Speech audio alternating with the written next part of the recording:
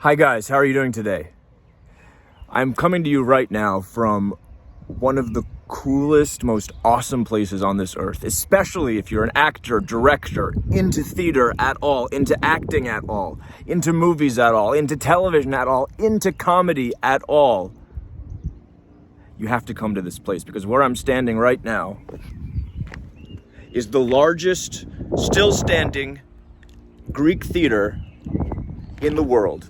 And we're not even in Greece. This is the theater at Syracuse in Sicily.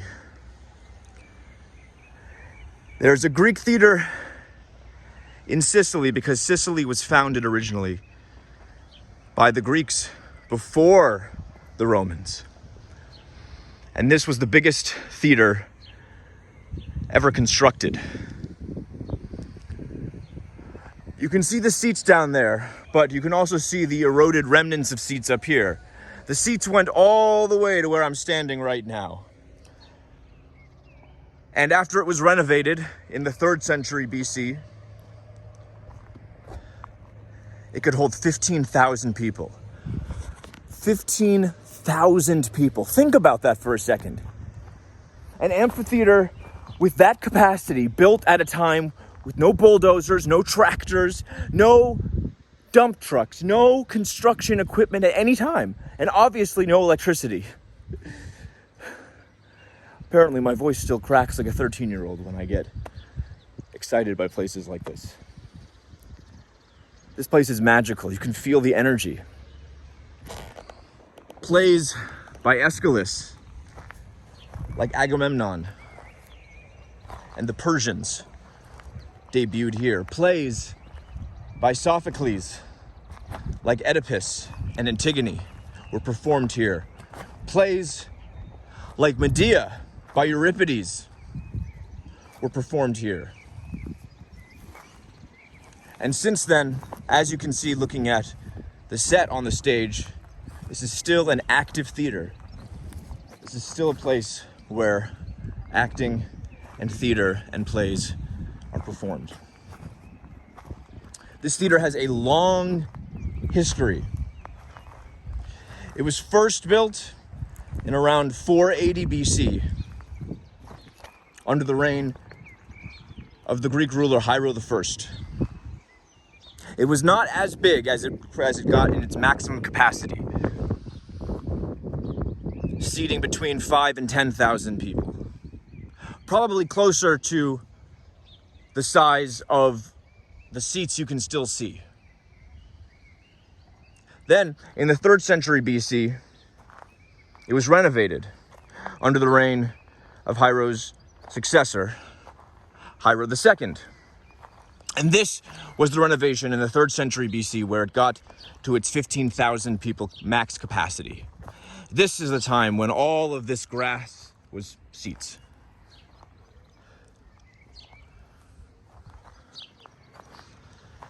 It's a magical place. If you're an actor, writer, director, producer, anybody in the entertainment industry, or anyone who loves theater who has ever put on or even performed a play, you need to come here. This is fantastic.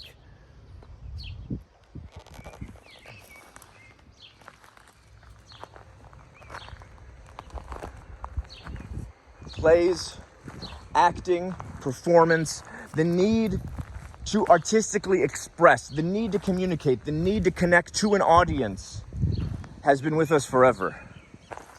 Before the Greeks, before then, there were plays, but they were just oral tradition, not written down. But performance has been going on since the beginning of humanity. Then, to make this even cooler, over here,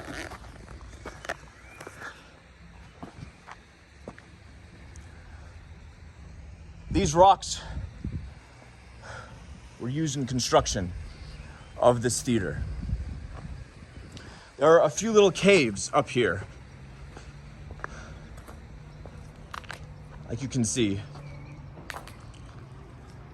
where the rock was removed. As we go over here, this part is so cool. If you hear that water, that's because in one of these caves up here, they connected the aqueduct system to this area and created this beautiful waterfall.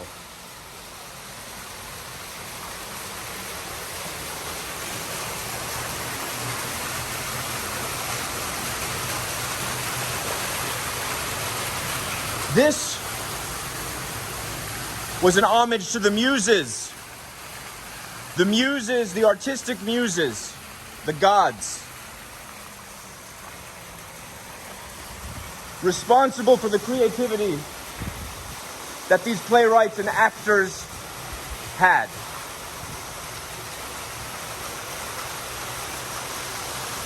A muse is also somebody who inspires.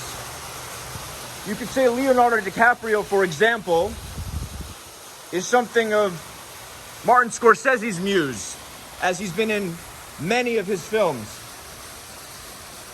Uma Thurman, you can even easier say,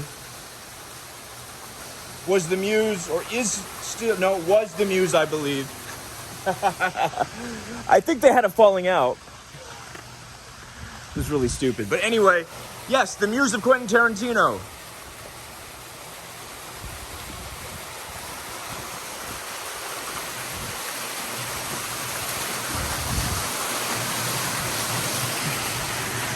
Give me 1 second.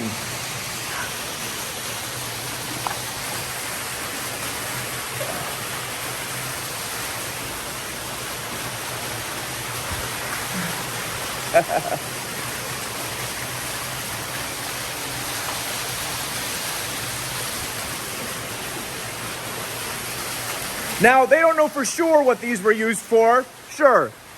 But I have a theory, this is just purely me, of course. And it would be hilarious if this is true, if these are like the VIP boxes at football stadiums. You know, the area where Roger Goodell comes and schmoozes with rich people. The version of that. That's probably not true, that just would be very funny. But look at this. I mean, come on.